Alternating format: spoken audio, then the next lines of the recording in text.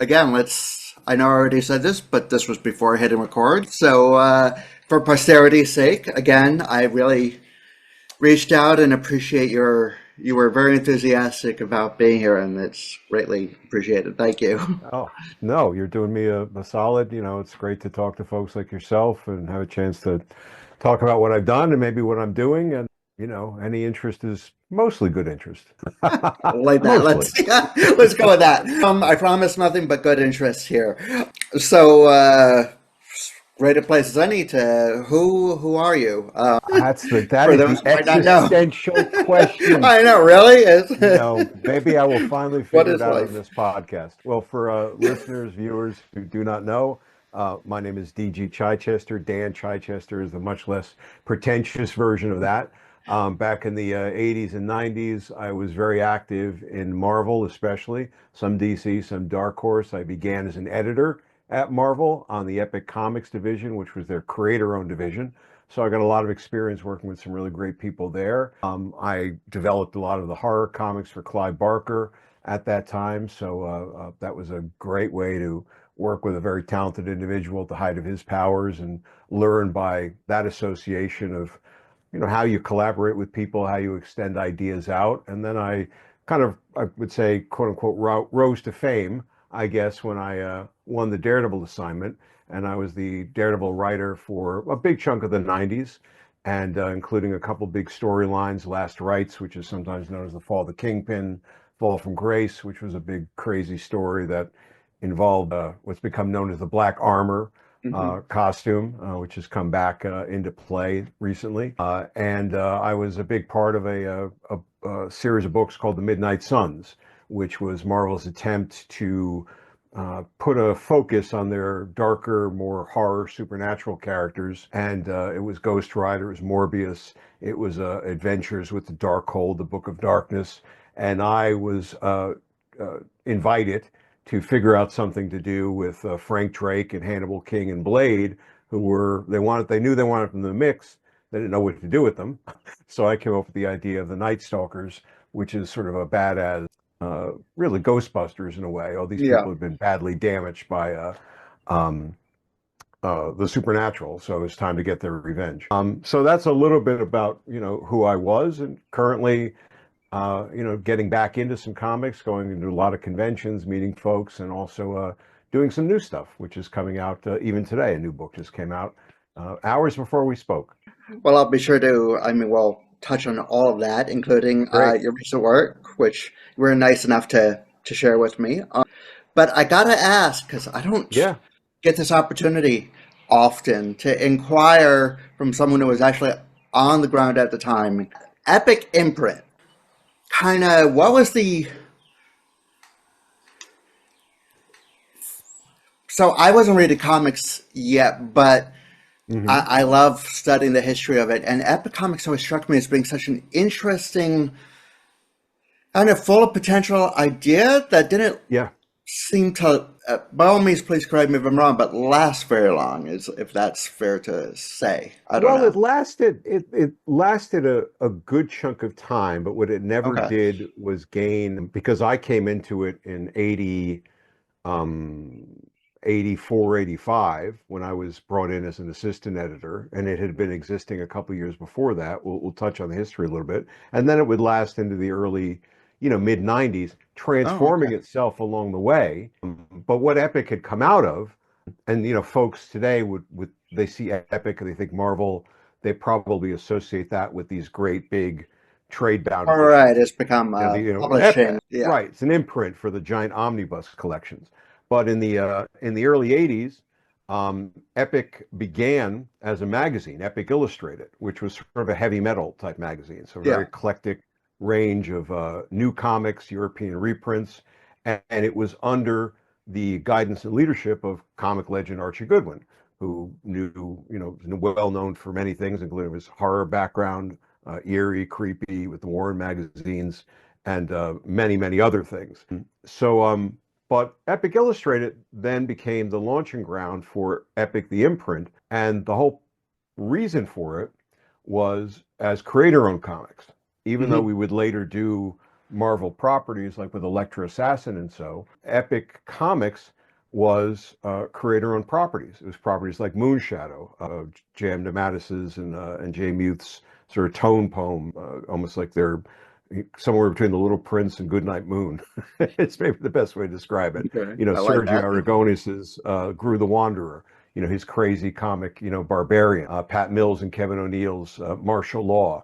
We did the first American reprints and English language, I should say, reprints of Akira and a lot of Mobius's work, you know, again, owned by these individuals. So, and our mission was to do very, you know, these were high-end books. These were not your typical comics. They were often fully illustrated, painted. So our production values were typically higher. And we would really start with the premise of, well, what does the creator want to do? What do you want to do, you know, Evan, with your book? What do you want to do with your property? And then we would keep them sort of true to that and honor that and try to make the best possible comic based on that, versus, you know, on the Marvel side, say, you know, they're doing great comics, but the production Right. values weren't as high. They were more interested in what's good for the whole Marvel universe. Now, there was an And the ulterior characters motive. weren't, sorry, and the Good. characters weren't yours. I mean, when Daredevil, as amazing as your work was on That's it, right. at the That's end of right. the day, it belongs to Marvel. It's work for hire. It's owned by Marvel. When you know, when the folks I just mentioned and many others, you know, Keith Giffen did a book called Video Jack. You know, all these different like kind of eclectic, weird titles, fun titles, but eclectic as all get out. They owned it, right? Mhm. Marvel would get a you know, piece of the sales, piece of the licensing if it had been Right. sold, but they were still owned by the creators. And our ulterior motive in doing this was because Archie was so well known and well respected and well liked by creators of every walk of life, that we could bring in creators who wouldn't necessarily want to work for Marvel. But if we brought them into Epic and they had a great experience, which they generally did, that was a sort of a road for somebody from the Marvel side to say, hey, do you want to come work on a Fantastic Four story? Do you want to work on a Wolverine story? Do you want to work on an Elektra story? So it wasn't totally, you know, Good Samaritan, but it End of was the day, you know. you know, at the end of the day, there's profit to be made. But your point about it, you know, seeming not to last that long is a really good one, because the failing of the line, while we did really good books and we put all our heart into it and they were really well produced, is that the line was so eclectic, right? You go from high Yeah. comedy to a Judge Dredd like comic to that, you know, Moonshadow tone poem, you know, to some early manga stuff with Akira. What's the identity of Epic Comics, right? It's not like Right. Vertigo, which we were in quite competition with, but certainly in terms of high caliber productions and, you know, maybe a darker, more college level material and that sort of thing. But Vertigo had, I would say, an identity. You know, Vertigo Yeah. story was a Vertigo story, no matter how different they were. And we didn't have that, you know, so we were a little bit like follow the muse of these creators. And that became problematic, especially when Archie left. And Archie was, you know, the magnet that held a lot of it together. But the Epic titles would then be distributed across many editors at Marvel after that. And some of them got it, and some of them just treated it like another book. Was this the, when you say became many editors, I'm assuming this was the, again, I've done some research, Sure. the shift in like the beginning of the 90s when all of a sudden it said one higher up, there was essentially bunch of different Five editor in chiefs. yeah, Yeah. How does that all work? assigned different books and yeah, Right, right. offices. Well, that, yeah, that sounds amazing. It strikes me, what you just described almost strikes me as being like Image, but pre-Image comics in a way. Yeah, I mean it was. I mean, Image was creator owned, right? They all own that Yeah. stuff. I mean, they were tending more toward wanting to do their versions of superheroes. We did superheroes too, or superhero type characters, but it was almost, you know, it was a very wide range of things.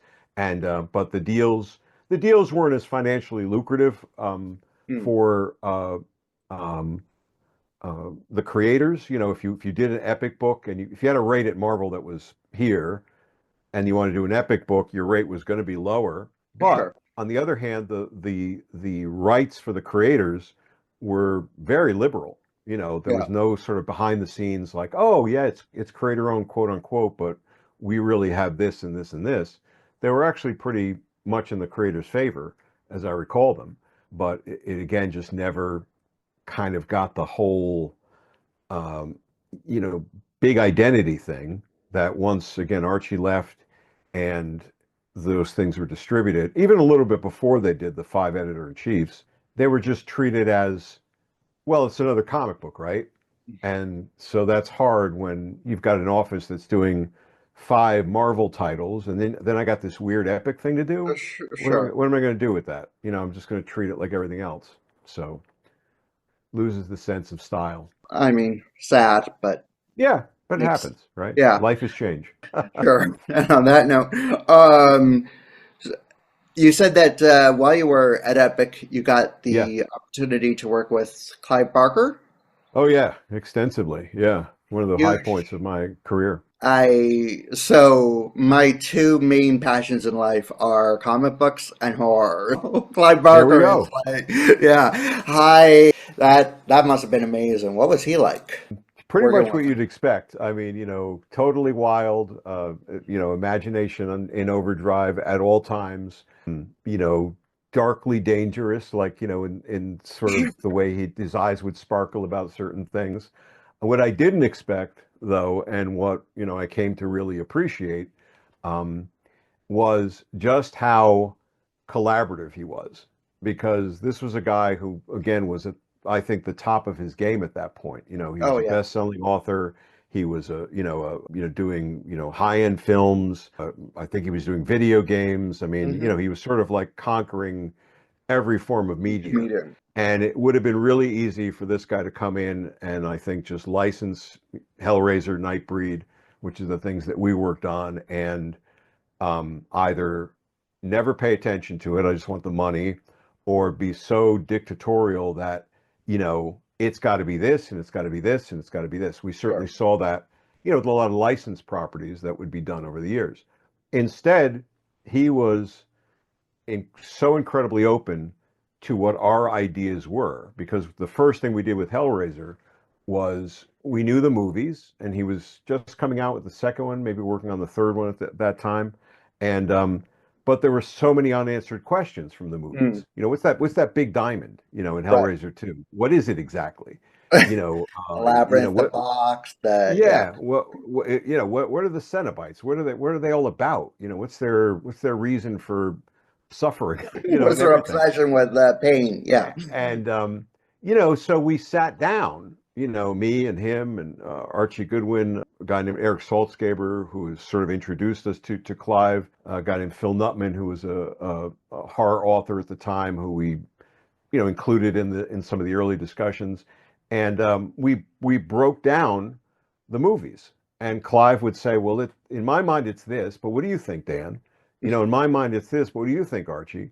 Love And that. you know, and then you know, that's not normal. That's that level of give and take, in my experience, is either, you know, it just doesn't happen very often. Yeah. So I think it was, you know, part of his character, and you know, maybe part of, you know, he'd come out of playwriting as well, and maybe he was just used to that, you know, having a cabal, if you'll excuse the name and the pun, you I know, mean, you know, people that he would collaborate with on a creative endeavor.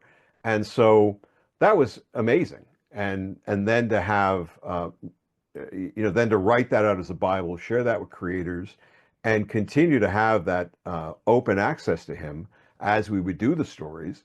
And you know, well, what do you think of this, Clive? You know, and you know, I could, you know, he'd pick up the phone every time I called, which again blew me away. And then as I began to segue out of editing and wanted to do more of my own writing, you know, he invited me into that inner circle even more by trusting me with writing Nightbreed, and then, you know, offering me flat out, well, what are we doing about the Hellraiser Nightbreed crossover? And I was like, what Hellraiser Nightbreed crossover? so And I you have to know, ask. I'm yeah, sorry for my lack go. of Is there a Nightbreed Hellraiser crossover? There is.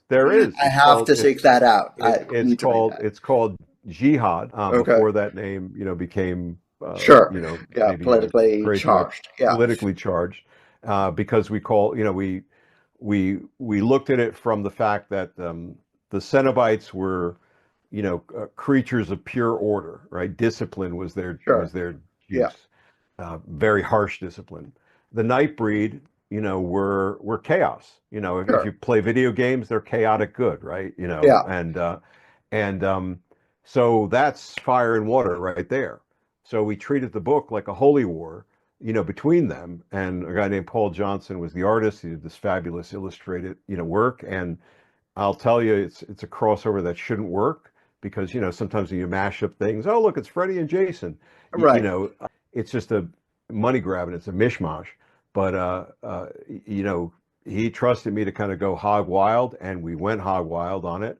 And in fact, to the point where there's a scene toward the end, which you haven't read the book, so I'm not going to give it away, but it's pretty intense. It's pretty Clive, I think, and editorial leadership, one of those five editor-in-chiefs at that Sure. point, a guy named Carl Potts, actually pulled me and the editor in to his office and said, "This scene can't run. This is too much."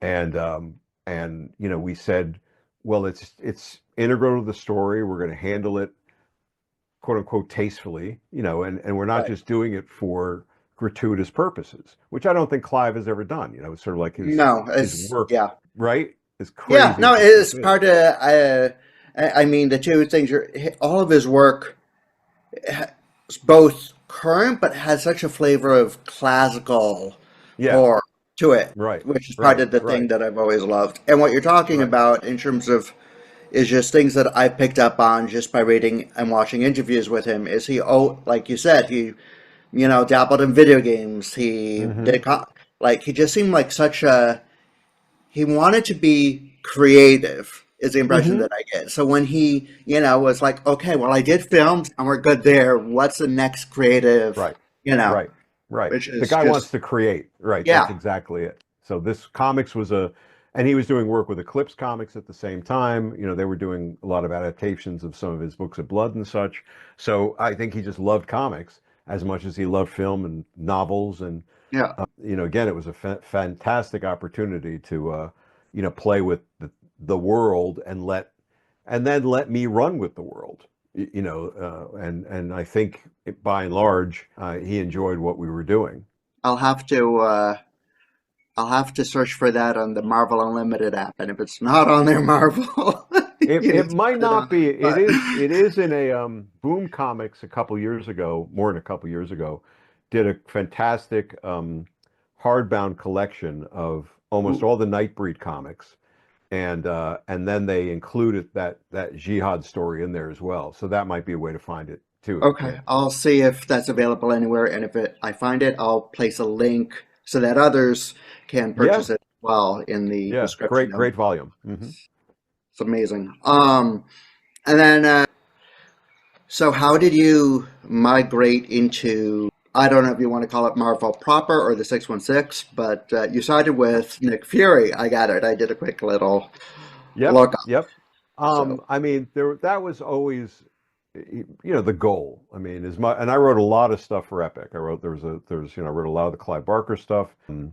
There was a group of superhero books that Epic had done called the Shadow Line. Myself and a woman named Margaret Clark were co-writers, and we did quite a few titles, there, upwards of 30, 40 books, probably, lots of pages. But they weren't Marvel characters, right. so we weren't real Marvel writers. We'd go over to the other side, I'll take your word on that if you say so. and I'm talking about just down the hall when I say the other side, and people that we were very friendly with and comfortable with and friends with, and it was still like we weren't real writers because we hadn't done that type of work. We hadn't Sure. done the Nick Furies. We hadn't done, we'd done some licensed titles like Thundercats and we'd done one West Coast Avengers story together. So I had Well, I had done all that co-writing and enjoyed that, and that helped me kind of get my confidence and get my skill level up. When I wanted to go freelance, I realized I couldn't afford to split the page rate with somebody else. You know, it's a practical decision because you have two writers on it. They're not paying us twice as much. They're paying us Right. the same amount, and then we have to split that between us. Sure. So the Nick Fury work came about. My good friend Greg Wright, who was an editor there, and also a well-known writer and colorist, you know, from that time, but a very harsh critic. So he's not just going to give me a job uh, because we're He knows. friends. Okay. You know, he had an opening with Nick Fury. Bob Harris, who was the regular writer at the time, needed to take sort of a four-issue hiatus. Greg knew I was a big James Bond fan. Thought that that would sync up really well with Nick Fury, and then I was able to do this four-issue story, which I found out later was kind of a test run. You know, he's basically giving me an opportunity to rise or fail Sure. if Bob was going to leave the book later, which Bob then did, you know, maybe four issues after that. So I guess I passed the test, and that allowed me to really start to work out all my James Bond fetishes Nice. with Nick Fury. And and that actually, because I was playing with a lot of established mythology, you know, I brought back a character, Baron Wolfgang von Strucker, who was a famous Yeah. Nick Fury villain and such. And one of the good things about that, beyond, I think making a good story, was I was playing with properties that impressed Ralph Macchio. Ralph Macchio was the editor on Daredevil, big fan of the classic Marvel Hmm. mythos. So what I was demonstrating to him, even though I wasn't necessarily knowing that I was trying to do at that time, was that I respected the characters and I could do something new with them. Yeah. So that would lead then, to when there was an opening on the Daredevil book. I didn't have an easy way in, but it at least got me a chance to pitch the book. I That's a great segue to your work on Daredevil, but I'm going to take a slight detour to ask a Anything you want. Yeah, very possibly loaded question. You can answer it or not. go for it. It's up to you. But I feel like lifelong comic fan. I feel like what you just described is an incredibly difficult skill to both Hmm. have respect for the history or what has already been established with a character, while Hmm. at the same time taking it somewhere new. Would it is that difficult? I Especially mean, not everyone could do that, I guess, what I'm saying. and not everyone wants to do that, right? I mean, certainly, I think if you're on a call it a failing book, right? A character who's not doing that well, or uh, needs a real injection of something totally fresh, Sure. then swing for the Start fences, over. do whatever. Animal Man, perfect example. Swamp Sure. Thing to some extent. Yeah. You go in radically different directions. Um, and some, like the Joker, in the Dark Knight, when what does Alfred say? Some people just want to watch the world burn. Right. There are people who just want to blow things up, right? So I'm gonna get Daredevil. I'm gonna get whatever. I'm gonna get Nick Fury. I'm just gonna show that this is my book, and I'm gonna blow everything else up, and I'm not gonna respect anything that's come before. That's a choice. Sure. Does it work in the long run? Maybe, but the way I would approach it, and I think a lot of people who enjoy not continuity for continuity's sake, but the sense that there is a larger world here to play with. Hmm. And why wouldn't you want to pull some things off the shelf that are really cool and build on those and play them out in different ways and then add your own spin to that. Just jumping ahead just a little bit, but we'll come back to Daredevil or wherever you want to go. But Sure. the Frank Drake, the Hannibal King, the Blade, of Night Stalkers, three characters that sort of had a relationship, but nobody had ever looked at them before as damaged goods because of the supernatural, Right. right? They were always like, "Oh, I'm a vampire's descendant. Oh, my life got screwed up by becoming a vampire. Oh, I'm a daywalker." Sure. Right? And they had their issues, but I turned the dial up on the issues and said, well, these guys everything's been ruined. What they, look at that differently, and where does that take you? And I think And if that I can, that's yeah. refreshing. Go ahead. No, I completely agree. Like if I, so again, being a horror comic book fan, and Hmm. I promise we'll get back to Daredevil. We kind of passed Wherever you Daredevil, want. back to him. I loved your work with the Night Stalkers, Hmm. Dark Stalkers. One's a Capcom game, the other is the yeah. Yep, But yep. the Hannibal King and one of the things that I loved about it is the the heroes, for lack of a better term, really they were anti-heroes. Hmm. Had such pathos, and we're dealing with a lot of pain and kind of needing to self rediscovery and stuff like that. But for example, if you had been reading all of Morbius's appearances from his first one, way back in Hmm. Amazing, none of this was new. Like it didn't come out of nowhere, I guess is what like these ideas had been approached before. They just weren't so much the focus or the forefront. So I feel like Well, what the book did, and what you as the writer on the book did, is you took these notions, but then you were like, well, let's make it, this isn't a Spider-Man book, it's now so let's make it a focus, let's bring it to the forefront, let's hmm yeah, so this give is them their what you're describing. spotlight. No, thank you. Yeah, But it isn't completely, without any historical merit, I guess is what I'm like. It fit with the character. that's I mean, that's the way I tend to approach it. And again, I think a lot of people do as well. There's a lot of good stuff there, and decades, right? Literally, Yeah, of history, and some of it repeats itself. Some of it is, again, a fragment of something that nobody did anything with. Why right. not do something with this, and then, make it into maybe not the main thrust of the story, but certainly a way to kind of play things out. And the fact of these Night Stalker characters, I think it's at the end of the first Night Stalkers Midnight Suns interconnecting Sure. issues. Yeah, because the title changed somewhere in the middle of the run. I'm sorry, right? Like between it started as Dark Stalkers and then it shifted, or there was a launching issue or something. yeah, yeah, there was there Yeah, was a there was an there was the first arc that introduced them all, and but at the where I was going was, at the end they say to the rest of the Midnight Suns, well, when we're finished with all these other supernatural horrors, we're coming after you next. Right? right. Like Ghost Rider, Morbius, you guys tainted by the Darkhold, Doctor Strange, you're all on the we're not done until we're done. So don't act like this is they were very angry Well, all characters. of that was amazing, and like because and being under the thrall of Lilith. I love Yeah, Lilith being kind of yeah, the big Lilith was bad great. there for a while in the beginning. Like, yeah. Don't want. Okay, so Daredevil. How did you?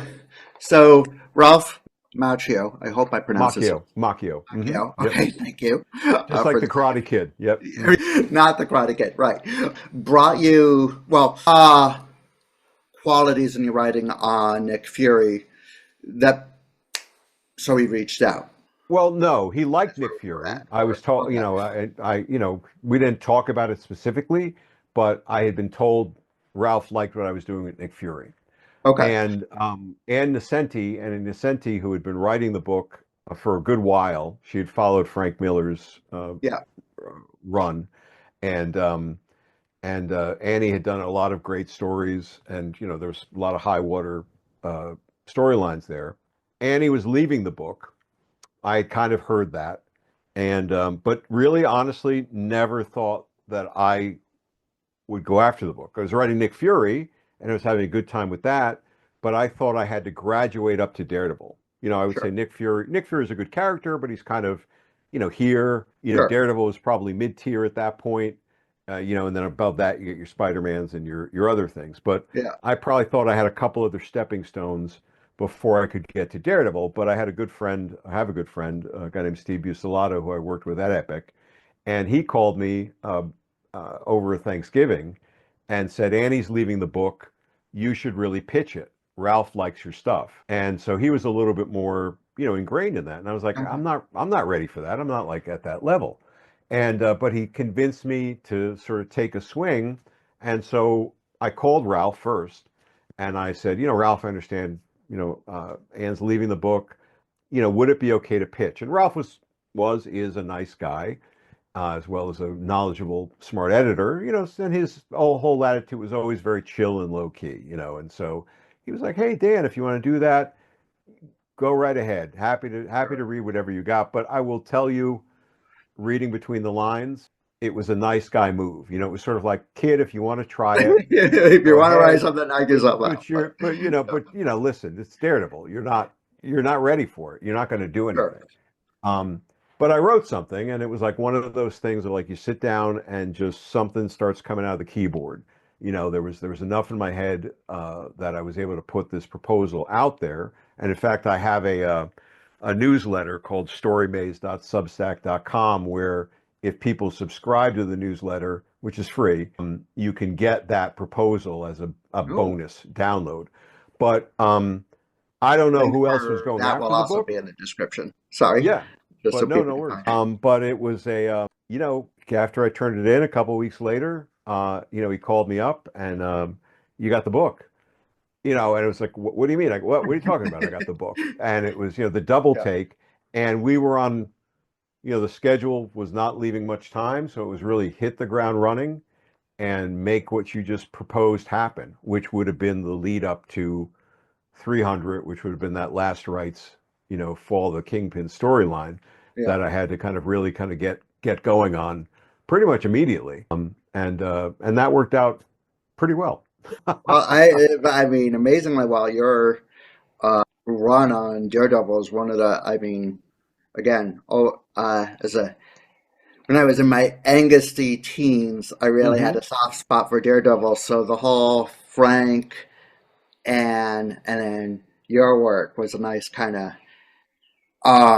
cohesive, at least it felt cohesive to me, era there. Like Oh, what thank you. Frank kind of accomplished in, you know, Daredevil's fall kind of went Hmm. became then full circle in the fall of Kingpin was sort of Right, right, right. at least It's as a a good. reader it felt that way. So No, I mean it's complimented. hopefully a bookend that both honors what was done.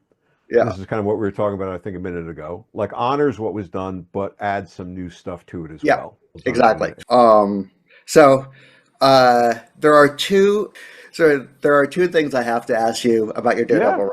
I feel like Go you for it. probably already know what they are, but Take because surprise me not or the whatever you want. first. What was kind of the genesis for the armor?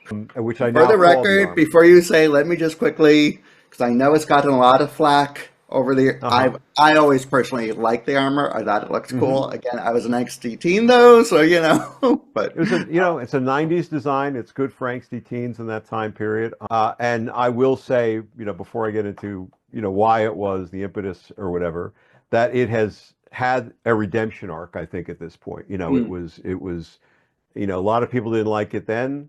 We took a lot of shit for it. Edit that out if that's not a good thing to say on your show. no, Um, it's fun.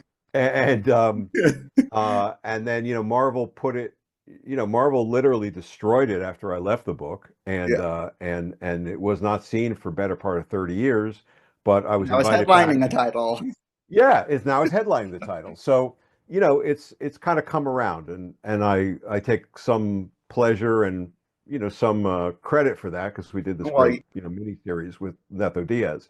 But the point of doing it was um, like sales. I mean, I'm not going to lie. I mean, we needed more attention on Daredevil at that time as a book, as a character. A sure, lot of the attention was on spiders and hmm mutants, sure. and these were your high profile items. Well, Hard to we were get. in the early, just to lay the groundwork for the audience. We were in the, I want to say, early to mid '90s by this point. So Yeah, kind of yeah. the hysteria for both those things had already, yeah, taken off Right, by this right. point. So that's where, the sales, the promotion department was putting all their efforts, even though they were already popular. It was like, well, you don't need to advertise the X-Men. Well, yes, we do, because then we'll justify our budgets. But so we had to kind of do some bootstrapping on our own. So, we came up with this big storyline, which would be Fall from Grace. We said there's going to be a ton of guest stars. We're gonna throw Matt Murdock's life, into the shredder again. And one of the gimmicks you sometimes do with all that is you change the look of a character. And Sure. Daredevil's look had not changed in a long, long time. So, to introduce a new costume, we hoped would be, get some attention, artificial attention, maybe, but we tried to justify it. We justified it by saying, he's going up against all these high-end threats. He's Right. getting the shit beat out of him. His costume is literally getting torn off his body, by flamethrowers and people. And he really needs something that can take the knocks a little bit more. And because if he can't take the knocks, how can he protect Hell's Kitchen? How Right. can he protect the people he's out there to save? And so we gave it, we think, a good justification. But there were a lot of people who, were like, "Oh, it's Power Rangers. It's Daredevil shouldn't need any protection because he can avoid everything with his senses." Like, you know. I think, again, as someone who always enjoyed it, but certainly I had friends who were Yeah, like that. The impression I always got was, at the end of the day, it really stemmed from just, nostalgia. They yeah, were used to the red suit, that's so they right. didn't want something new. Is That's ultimately, right. The one of the funniest moments, although it was also like a little bit like nerve-wracking, was I was at a convention and Stan Lee was there, and I had met Stan a couple times before, but we were talking behind the Marvel table or whatever, and he's like, and I'm going to do a bad Stan Lee impersonation. It's like, so Dan, I hear you're changing Daredevil's costume. It's like, yes, Dan. We have all these reasons. We got this cool story. And he's like looked at me for like a long second, and he's like, well, I hope you know what you're doing. Like, like Stan. it's like take that any way of it. Right? But Yeah.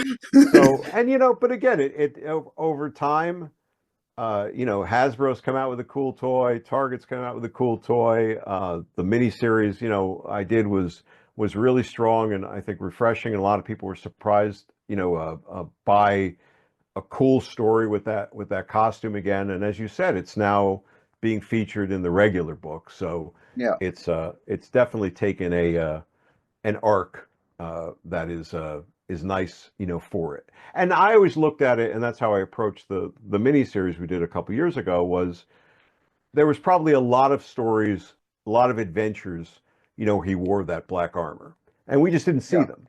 So the door's kind of open if people ever want to go back, or if Marvel ever wants to invite me back and say, let's do it again. But I'm very happy with what we accomplished with it. Well, so I'm listening to you, and it just occurred to me why I think or one of the reasons why I never had a problem with Daredevil. Hmm. Whereas, not to mention any specific characters, but some other characters also got armor in the 90s, Sure, and that's sure. A lot of people got armor. is that Daredevil's armor, like the design of it, Hmm. still reflected. I mean, it wasn't red; it was now black and silver, but Hmm. it still felt like something Matt Murdock would wear, Hmm. as opposed to, I don't know, something he found in a yard sale one day. at the at This the is mine now. armor at the Yeah, armor depot. right. I mean, I So, will say, one of the problems with the design, the visual design of it, initially was, and Scott McDaniel, was my partner, and he was the designer of. He did a lot of them. He did probably about 10 different designs. Was that it really initially only looked good when Scott drew it, because Scott hmm, wasn't trying to make it look like bulky protective stuff. He was right, drawing it to follow the lines of Matt Murdock's body. And right. so he was keeping the fluidity and the flexibility of It looked Daredevil. like a football player. Exactly. But now when it would show up in other books during the time, because, people would want to use Daredevil, and the editorial, group would say, well, yeah, you can use Daredevil, but he's got to be in this new costume. A lot of people looked at it and they just said armor, and they did pretty much everything except add bolts to it. They Right. bulked it up so much that Yeah. it played into that motif that, that, well, it's like he's one step below Tony Stark, which was never the intention. And for the longest time, I would famously or infamously, like, say, I never called it armor, which I didn't until the sales department said, we're calling this new miniseries Black Armor. And then I'm like, then it's Okay, armor, whatever the money dictates, sure, why not?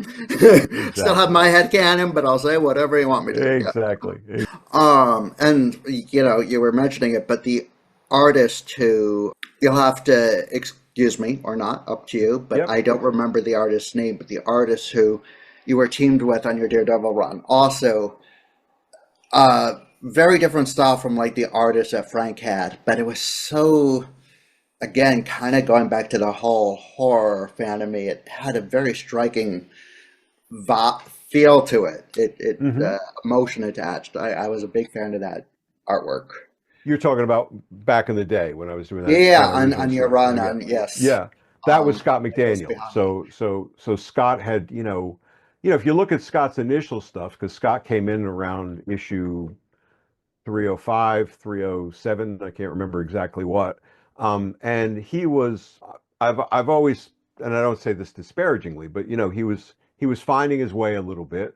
Some Sure, of his initial artwork was almost like Mark Bagley light, I would say. Whether he was influenced by that or not. But then, when we knew we were going to do this big break with Fall from Grace, it was certainly an opportunity for Scott to experiment with a lot of things that he wanted to try out, some of which were maybe influenced by Frank Miller's use of dark and light. And Frank himself had been influenced by, many other things that were going on yeah, in that way. So I applaud Scott for, trying out things that made the book even more unique, to look at.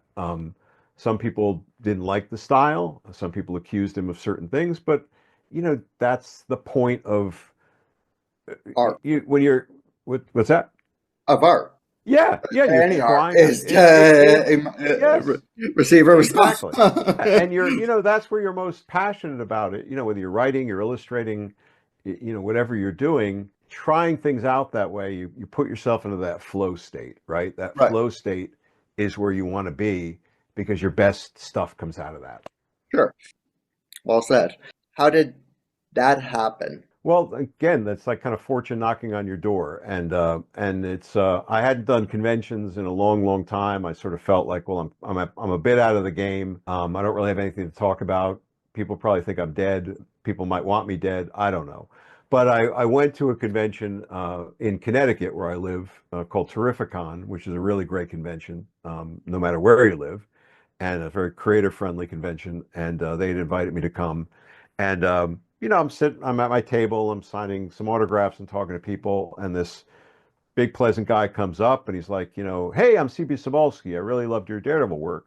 And I'm slow, man. It's like late in the day, and I'm like, Okay. CB Sobalski. Why That does that sounds sound so familiar? familiar. Yeah, Why do I know it's that like name? CB, exactly, like the editor in chief of Marvel. And so I lit up, and it's like, oh my God, and we started chatting, and he was just talking about the work I'd done in the past, and how I was doing, and I jokingly said, well, did you get those pitches I sent you? And he then said, well, as a matter of fact, and he used that as a segue just into that Marvel had been doing what he called these nostalgia series. Hmm. They had been doing these Spider-Man back in his black suit was a recent right one. Yeah. with some of the original creators on it. So they were little time capsules. They were retro stories that took place sort of in that same time with some of the same creators, often the Right. writer. And so he said, would you be interested in doing something like that? And I'm no fool. And I was like, well, sure, let's talk. Not sure, and honestly, that anything was going to come of it, Sure. because who knows? And he didn't say Daredevil specifically, but I assumed it was going to be Daredevil because that's, got my Either rep that or around Nick it. Fury, but Nick Fury could have been, and he set the wheels in motion right away because I got a call almost, just that week following from Devin Lewis, who's the Daredevil editor, and and then Devin said, "Yeah, we really want to do something with you, and we want to do something with that costume." And I burst out laughing, like because I said, "Devin, you do understand how much, again, shit hmm Scott and I took for that costume." And he was like, yeah, we know, but we love it. And, we want to do something with it. And once I had that freedom, that whole sense that they were, you know, Going to support. all, yeah, they're going to support. Yeah. They're all in on it. Then it was, a little bit off to the races. He had a few, thoughts around, things that he wanted to see out of the story. And I went away and I percolated on it a little bit. And it really was one of those stories that just kind of came almost full formed. I would say about 80% of what I wrote one very hot summer August afternoon as an outline survived, then the back and the forth, and then turning that into a plot, and the notes back from Evan and his assistant. So I must have been onto something, right from the get-go, or maybe those ideas were just sort of Percolated this gestating in the back of my entire, head for yeah. a long time. But I never had any expectations of going back to Daredevil. I never expected an invitation, so it wasn't like I was saying, "Oh, I've got one more story to tell, and I wish somebody would call me." It was just suddenly an opportunity, and that opportunity, became a really fun experience, and I think a really energetic read, for people. Did you find it, how easy was it to kind of re-enter that mindset from where you left off? 'Cause Oh, yeah, yeah, it's been a minute, right? The A little bit at the initial outset, I probably felt a little uptight, in the sense of like, geez, do I still have it? I read a lot of the surrounding work. I read some Mark Waid stuff that I hadn't read. I read a lot of Chip Zdarsky's, more current work, and one side of me, was probably threatening to say, well, you're not as good as these guys. You don't still have it or whatever, right? There's always that imposter syndrome, I Sure. think, that lurks in the shadows. And then, but really the other side of me was like, yeah, I know this world. I know this. I know all this. I know this neighborhood. I know this senses. I get this. And I don't remember, and I had lunch with Fabian Nicieza a little bit before, when this was starting to happen, but it hadn't quite happened maybe. And we were talking about it, and he had done some of those nostalgia books as well, and he had great X-Men advice. Legends. Yeah, yeah, and he just said, write it as if you never stopped writing it, which I thought was Good like, I wasn't advice. looking for advice, but it was great. It was like Yeah. that's very freeing to sort of just approach it that way. And so I think that unlocked a lot of key features that worked out for the story and solved a lot of problems, that I might have had otherwise. But it all, very, once I got that up and going, it actually came, very easy. And then once I started to see Netho's artwork, man, that was like just the next level. Like, that guy's a beast. Is that Yeah. he's just so much incredible talent and storytelling that it just, had me even more enthused to like, all right, what's next? What's next? What's next? So, speaking of what's next, do you think there'll be another volume at some point in the future, especially now with the success Um, of the show and you know? yeah, I would love that. And I had made some inquiries, um, right after the first one was finished, and there was a little bit of a tease of like, well, we've got something else, brewing, and we'd love for you to work on it. But I haven't heard anything since then. So I and I don't fault Marvel for that or anything in that way. If this was all there was, that was a gift, and a really great gift, and I put like almost everything I had into it to tell a really, pay a story that would pay off for readers and pay off Yeah. for me. And I think I succeeded in that. So I have other things kind of going on to occupy my time, and if it happens again, just like the first one happened, if CB was to call back up and say, "Hey, guess what? We want, another Black Carver story back in the '90s." I know what it would be. I know what I would do, but we'll see if that happens. But I'm not holding my breath on it either. I love that, but I have to say, what I love even more is I've had the absolute honor and privilege of interviewing a few writers at this point, and they've Hmm. all like, I just interviewed Scott Lobdell the other day, Yeah, and Scott. I Yeah. asked him a very similar question, and his response was, very similar to yours. No ill will, doing his own thing. If they call, Yeah, great. If not, just living life. And right, that's, right, right, best you can right, do. So, right. I mean, you get an opportunity to do this stuff, and that's great. I mean, I'm one of a handful of people on the planet, you know, who've ever written Daredevil, right? yeah. It's a very small number of Early for people. the amount of lanes and the recognition that it's received.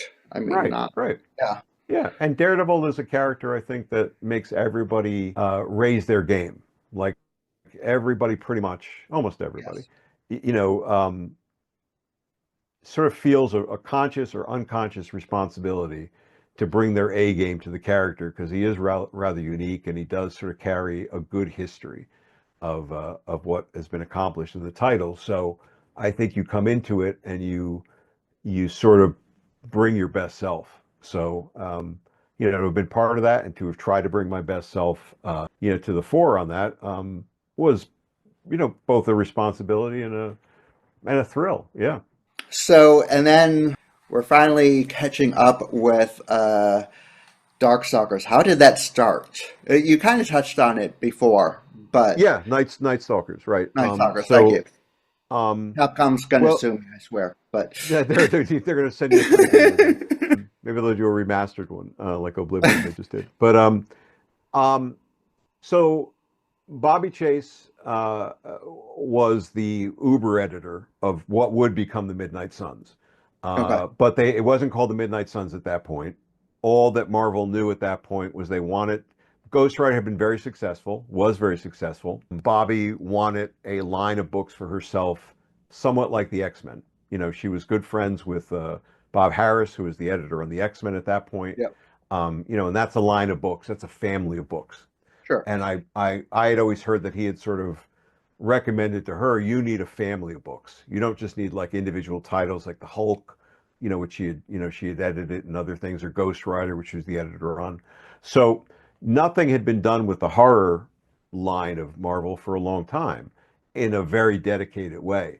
So the thought was, well, Ghost Rider's selling like gangbusters. What if we did something more with these other supernatural Avengers, supernatural yeah, characters who are avenging, sure, evil and crime?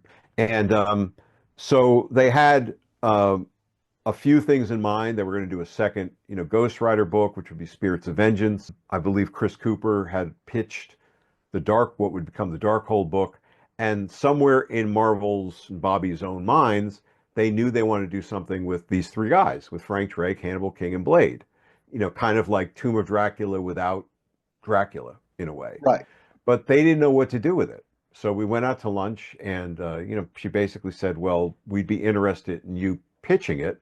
Now I had used Ghost Rider in a Daredevil story at the beginning of my run, and I had a lot of fun with it. And apparently that impressed Bobby. Like I treated Ghost Rider right, and impressed Bobby so much that Howard Mackey, was the Ghost Rider writer, and I'm good friends with, so take that into account as I say this. Howard got nervous, quote unquote, that Bobby was going to give me more Ghost Rider work. So Howard said, you know what? We should really get Dan involved in these horror books. Trying to make sure I never touch Ghost Rider yeah, again. sure. And He can write these other horror characters, yeah, so you write these other books. So that's all they had. So I went away, and in that kind of thing of looking at the characters and reading their history and the Marvel encyclopedias, I was struck by what we talked about earlier. These are tortured characters. The yeah, supernatural has not been good to them. You could argue the sure, supernatural has been great to Stephen Strange, right? It's done pretty right. well for Stephen Strange. Yeah, right. He's got a Not some whole nice house, and Yeah, exactly. yeah, he's doing pretty Yeah, well for yeah, himself. But yeah, doing pretty well for himself. Not so good for these guys. sure. And that just led to that, thinking of, well, and I don't think in my mind I was necessarily immediately going to, revenge-driven Ghostbusters, but that sort of, pieces then came together. Draw them together, have them on this mission to destroy the supernatural, and they're going to be teamed up with these other supernatural guys. That's pretty good friction, right? For Yeah, characters. You always want people, at odds. And so I pitched that as the general, premise of the book. I called it Night Stalkers right off the bat. And and they went for it. I'm sure she had other people coming with pitches. I don't know who, but I would be They very like surprised if yours. I. Yeah, I mean, they like mine. So, but that was sort of the beginning because we still didn't know. We weren't calling the Midnight Suns. We didn't know how all these guys would get together. And so we actually were able to go to a 2-day sort of creative retreat. Like Marvel's, paid the bill for me and Bobby and Howard Mackey and Len Kaminsky, who was doing Morbius, and Chris Cooper. And we went to this little, corporate retreat thing and spent a couple days like hashing it out. Like, what's it going to be? I brought like a stack of supernatural books about that tall, Sure. very tall for folks who are just listening to this. And I remember it was a great moment where Howard really didn't want to do this in a lot of ways. Like Howard was like, "I'm doing fine with Ghost Rider. Why are we mixing it up with this other stuff? This is never going to work."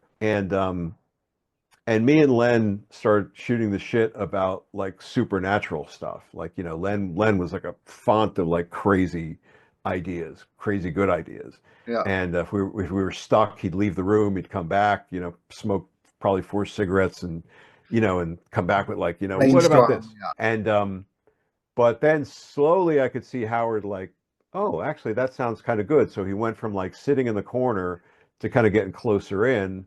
And then we were all like on the same page, throwing things around. And that's where, we started to kind of generate the bits and pieces. What's going to stitch this world together? Who's their big bad? You know, I was the one who threw out, well, there was somebody before Eve. There was this woman Right. named Lilith who was the first wife of Adam. Oh, Right. well, what was her story? And then I would explain that to the people who didn't know that. Well, what if she can't be very happy with being kicked out of Eden and thrown out? What happened to her? And that wasn't Lilith's whole story, but it allowed us then to build on that. And then mythologically there were Lilin, the children of Lilith. So we Yeah. said, well, what if there's a whole cadre of supernatural evil that she commands because she is the mother of all evil. And so those pieces kind of got us going. And then well, what are we going to call this thing? And we you know we just started playing with this sense of midnight, midnight this, midnight that, and that's where the Midnight Suns would come out of. We also were very overly impressed with ourselves that we had 9 characters initially, and we said, "Oh, it's like 9 in the Lord of the Rings. It's the same thing." So like tie it Frodo. out. Yeah, exactly. But that's then when it really snapped together, and then we passed even at that meeting. I think we accomplished a lot. We even I think sketched out those first like whatever it was 5 issues, and we knew where the baton passes were going to happen. Like Yeah. Ghost Rider's gonna start it off. The story's gonna end here. Chris, whoever it was next, you're gonna pick it all up, and you've got to leave it off for Len to pick up. And Len, you've got to pick it up from there. What you do in those pages is up to you, but you've got to get it to the next point in the story to hand it off then to you know Right. to um to me or Howard or whoever it was. So it was a great first meeting. The latter ones would not be so great, but we were pretty jazzed coming out of that first time. So you say then that you were the one who introduced the character of Lilith into the Marvel universe. Oh yeah, I mean I will take full credit for Okay. I didn't yeah, know, and I use like, maybe she popped up in a Ghost. I no no got me no she saying came out of that. Ghostbusters now. Ghost Rider Yeah, issue exactly. one, some like, or No, we something. But we no. we put it out. I put it out there, like I said, my supernatural books, background of like Yeah. research and stuff, and I threw that out there. But then I'm going to say, then it's a collaborative thing. Like Sure. everybody is adding to that. And then Bobby at one point, revealed like her favorite character in villain in all time was Maleficent from She had, uh, yeah, I was gonna say she and had that's a and that's very, why yeah. that's why Lilith has that sort of crown, As that soon as you Maleficent like mentioned that, crown, and yeah, that's so that was our homage to Bobby, to sort of okay, well we're gonna make her look like this, right, so everybody got a chance to kind of contribute to what Lilith would become, but I will say that I was the one Because who she sort of said did have a this. really cool design, whereas I feel like usually in horror, when they use the character of Lilith, she's just an uber powered, essentially Right, human woman. right, right. But A she looks witch, just witch, the playing up the sure, witch angle. yeah, Yep. yeah. But like her face and yeah, she like Yeah. the pale blue. She looks so cool. Uh, I mean, so you already kind of said this, but working with Clive Barker, you're the working with Morbius, even your Daredevil run had some horror tinge aspects to it. Are Yeah. are you the horror guy to go to, or were you for I Marvel? mean, I mean, to some extent, I like to think I was. I mean, certainly in that. I think with Daredevil, there were a couple of stories I pitched where Ralph called me up and said, "You're not writing Clive Barker this week, Dan." Where they were too much, like they went too Sure, far in that direction. And so I think there was, I try to keep things separate, but every now and again, when you're on deadlines, things bleed over into each other, if you'll pardon the sure, pun. And I also did a book called Terror Incorporated, which sort of featured a very boogeyman, like sort of assassin, which was a lot of fun, but very, I would say, very horror oriented in its own way. But that's a passion of mine. I mean, I think that that's yeah, certainly at that point, today as well. So where you can get those influences in and make them appropriate to the story, it's fun to do. But I think you have to be careful. I know you have to be careful where you can't, and I think this was some of the failings of the Midnight Sun stuff, over time, is that you get so involved in that world and everything is grisly and gory and dark and dreadful. There's no point of entry for the audience. mm, You surround yourself with all this stuff and it sort of feels like, well, this is natural, isn't it? But it becomes almost like too, like where horror works, and you as a fan you may feel the same way, is where the ordinary is disrupted, right? yes, yeah, And yeah, yeah. and becomes inescapable and Halloween, dreadful. Nightmare on Elm Street, Yeah, it's Scream, it's all the smile movies, right. anything, and so I think some of the normalization of the awful in the Night Stalkers, well, Midnight Suns books, became so dense in a way that it was Mm, hard to sort of maintain. The ordinary wasn't there anymore. It was all this horrible stuff. At least for me, I think. I mean, I go back and I read the Night Stalker stuff now, and I enjoy a lot of it. But I joke to myself, man, could you have let these guys smile once? I mean, I don't think they smile ever through any of those stories. It's a bit crazy. yeah. Well, I will say, just as a fan, as a reader, Yeah. I think one of the reasons, and I can only speak for myself, but I think one of the reasons Hmm. why it worked for me, other than, already being kind of a horror fan, so bored from that angle, is, Yep.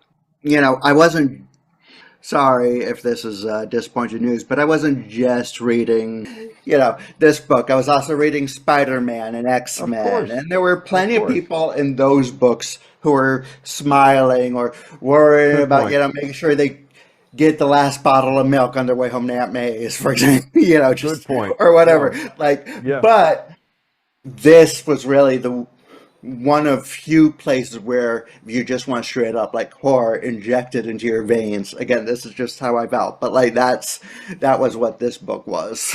No, So, Evan, I think that's a great point. And I mean that's the good uh like range of like, a universe of titles, right? right. So yeah, like you said, you could to you it wasn't all in because you had these other things that you're touching on. I was looking at it a little But bit if it's all you're differently. working on, yeah, I can Yeah. see. Yeah, Yeah, but no, it's a great definitely. point. Maybe I'll look at it differently from that, from now forward. Thanks for introducing me. Anytime. So, what are you Okay. currently working on? Well, Start two there. things, three things really, but two things, that are timely to Perfect. talk about. One Okay. is a Kickstarter project, which is a book called Axel's Infernal, which is Mm. about truckers from hell. So, and not just one hell, but multiple hells. Because every culture has its own hell, and so in this world, there's an organization called the Underworld Transportation Authority that is charged with literally delivering hells to Earth. Because the different hells, the Mesopotamian hell, the Aztec hell, the Egyptian hell, they want to be believed in. And if, over time, they're not, they're forgotten. So if we can deliver these hells to Earth, their belief system goes up, and that's good for their continuance. And so they have hijacked human drivers to transport these awful goods to the world. And our main character, Percy Cross, is a young woman who gets hijacked into this. And now she has to figure out a way to both deal with the insanity of it all, but then hopefully escape from it, in some way or form.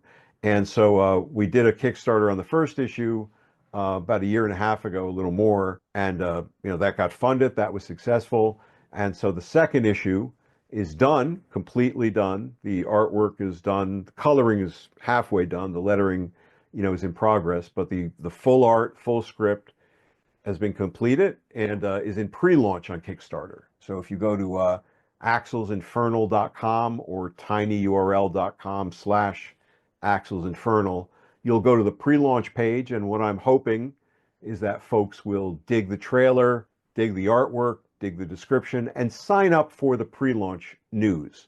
Because when we do launch, then you'll get some early notice of, early bird rewards and such like that, and we'll have artwork, we'll have, both issues, all the good stuff. Go ahead. Fantastic. Sorry, I was just going to say, and for those like me with lousy memories, the link for this campaign will also be in the description, so be sure to check that out. Right. Now did I send you the link to the book itself as well? Yeah, to the first issue, which I absolutely loved. First off, the artwork just blew me away. I love the artwork on that book. It's very, trying to think of like how to describe it to the audience, but I almost want to say like it's a cross between kind of the image, sort of high quality color work with, again, kind of the grunge, look of like your Daredevil run and stuff. The writing also, there's a lot of different high concept horror books in the market now. Just Last House on the Left and Something's Killing the Children and all of that, all great books. But this is, if you are looking for kind of your Darkstalkers fix, Night Stalkers fix, sorry, keep on, like just, your Clive Barker sort of fun horror. High stakes horror, and the characterization, and I was blown away by this book. I highly go. Definitely, it's well worth supporting. People will not be disappointed. Thank you. Yeah, I mean, those are all great comparisons. I always look at it as a kind of my Sam Raimi, Evil Dead tribute as well. Yeah. I like the Yes, vibe, absolutely.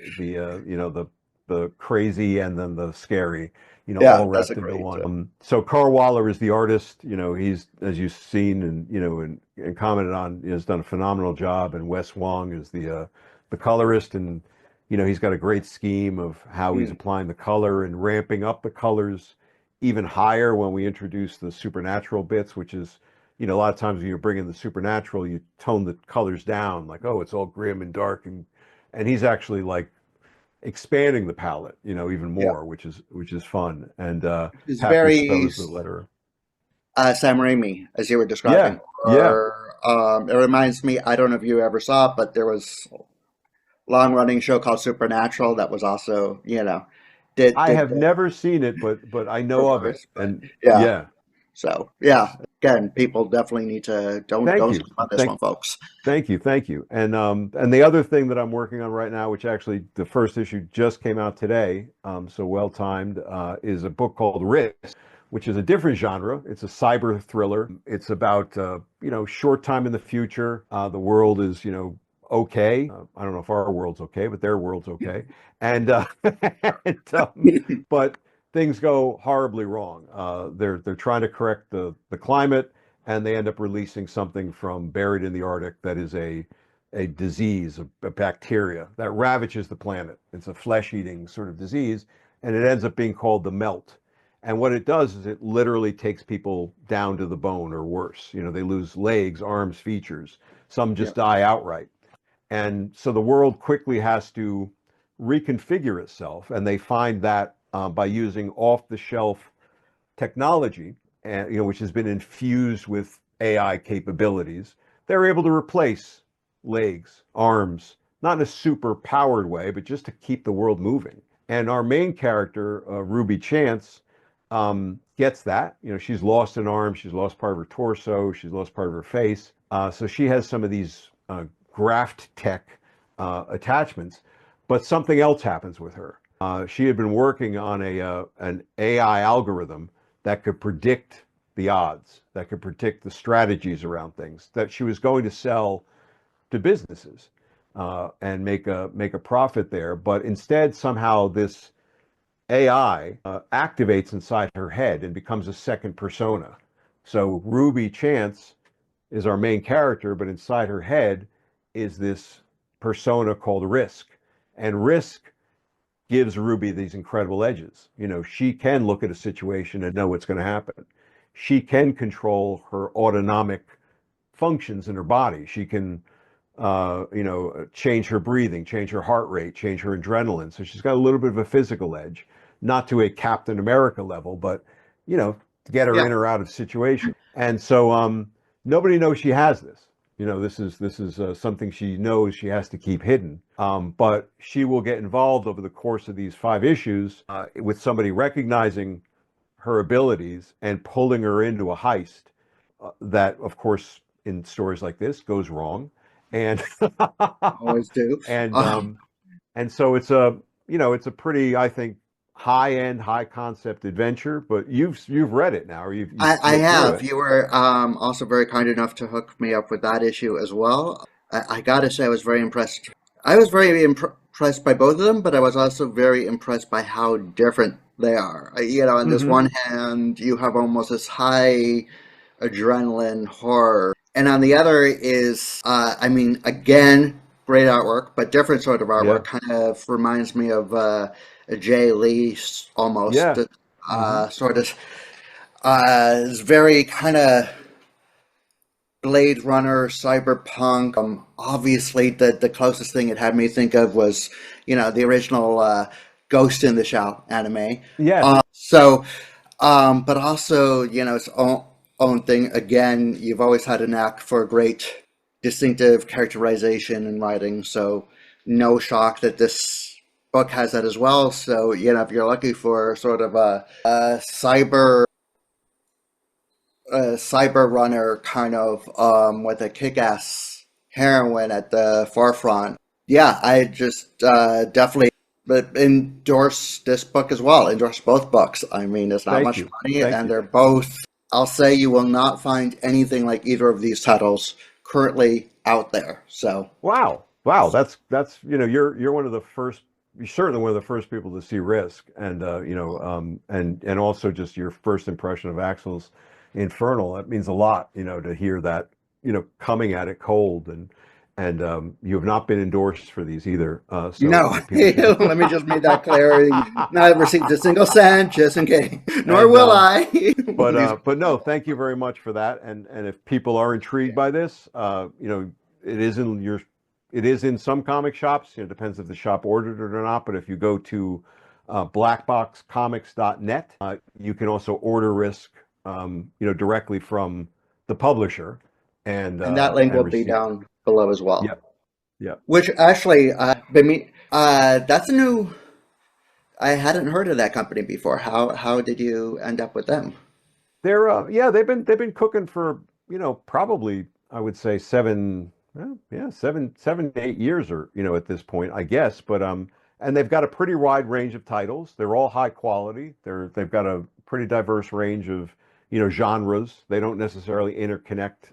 They might interconnect a little bit, but there's a lot of miniseries, a lot of collections. So you're probably going to find something you like from them. But Demetrios, Yeah, definitely uh, browse the site while you're yeah, there.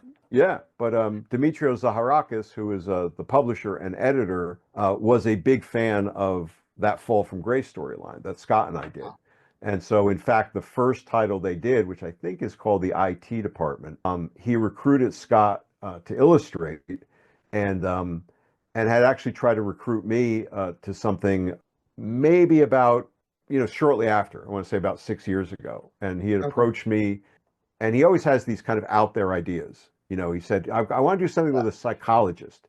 And I was like, a psychologist? Like, what is it? Like I Sure. I couldn't connect the dots, and I was in a bad space in my own head. So I Maybe couldn't she make it goes work. into people's mind. Maybe they're Uh, actually, yeah, there's a bunch of, but I wasn't the right guy to think about it at the time. And I unfortunately kind of let that slip, but he didn't. And he came up to me at a convention. It was actually the same convention that CB Sobalski came up to me about what would become Daredevil Black Armor. And, he said, "Hey, I'm Demetrios. Great to finally meet in person." He was so gracious. And he said, "I've got a new idea about a bookie." And it was the sure. same kind of thing. Like, well, a bookie, like, what is that? Where does that go as a storyline? Well, she's a bookie. She can see the odds. She can see the angles. Maybe she's Right. telepathic. She's going to get involved in some kind of heist. And then, I realized at that point, the universe doesn't keep coming around to you multiple times if you sort of don't open the door to it, and Sure. it's going to go somewhere else. So I said, whatever it is, we'll figure this out. And so, we did some back and forth. I took his initial ideas, I mutated them, And the the future bookkeep on stuff. the hype Yeah, heist ultimately ended up morphing into right. The risk. cyber Yeah. thriller, Mannix Francisco, who is the artist, you know, added that, as you said, that sort of Ghost in the Machine, Ghost in the Shell sort of vibe to it, like visually, took it in Yeah. that direction, which is great. A lot of collaboration in that way. Like that wasn't maybe my initial visual think for it, but I love it now. I see it, and it's got like energy and momentum, that it wouldn't have if it had any other look. So, Well, cyberpunk um, is very high right now. yeah, Very popular right now. So, yeah. So it's all good. So I'm hoping people get a chance to see it and experience it. And like I said, it's 5 issues right now, and we had such a good time. There's actually another series that I'm working on for them. It's a sword and sorcery thing, so it's yet another genre, but that has not been like announced yet. But it might be toward the end of the year, the way it's coming Well, together.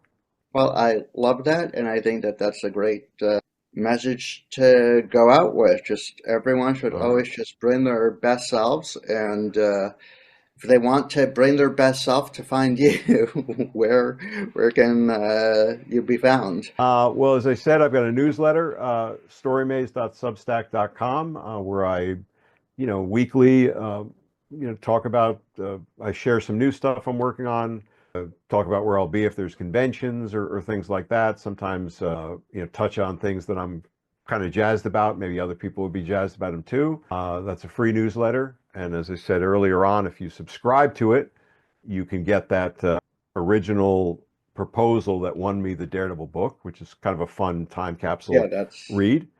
And then, I'm on most social things as we kind of connect it. DG Chichester is, I think I own that pretty much everywhere. So, Twitter, Blue Sky, Threads, Instagram, it's all the same.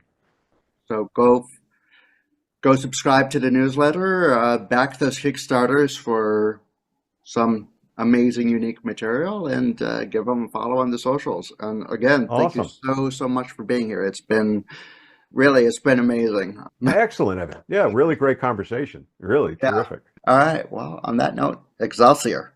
Excelsior.